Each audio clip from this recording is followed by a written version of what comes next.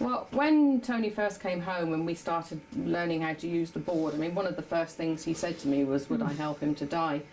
And we talked about it, and we went through all the trying to put him, you know, trying to change his mind and that.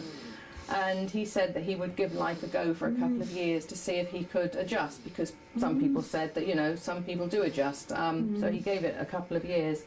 And it was about December 2007 that he decided that he wanted to start, you know, making plans and investigating how we could go about, you know, doing what we're doing. And he took himself off all of his life-prolonging drugs. So the only things he's on now are things to keep him comfortable.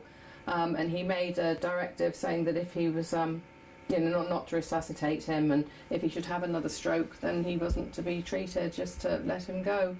So it's really been since 2007 that we've seriously been pursuing this, isn't it?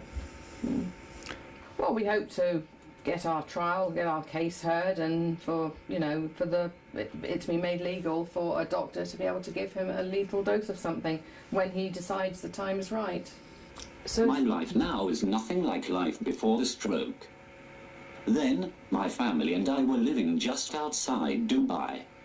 We had lived overseas since 1994 and were investigating South Africa as a place to retire to.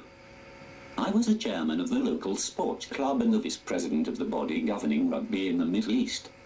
I had a nice home, an excellent job as a senior manager in a construction company which required regular travel, and I earned enough for all of us to have a comfortable life, not wanting for anything.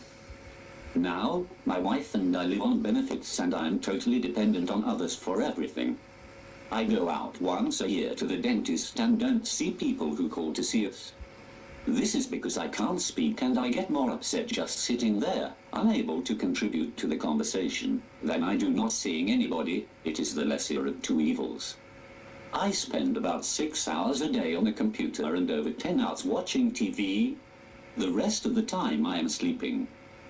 Just after the stroke, I felt angry that life should do this to me, and I felt cheated when I thought of all those people, in particular celebrities, who took drugs like heroin and, even though they wrecked their lives, got away with it and lived normally. Nowadays I am just resigned to a miserable existence. Well, I've gone from being his wife really to being his carer. You know, I have to do everything for him, which he finds incredibly hard, obviously. Yeah, I mean, it's a completely different role, and it sort of all happened overnight. You know, there was no warning signs, and, you know, one day he was fine, the next day he wasn't. So, yeah, so it's not like having a, you know, progressive illness. I mean, it just all happened. Yeah, it's been very, very difficult.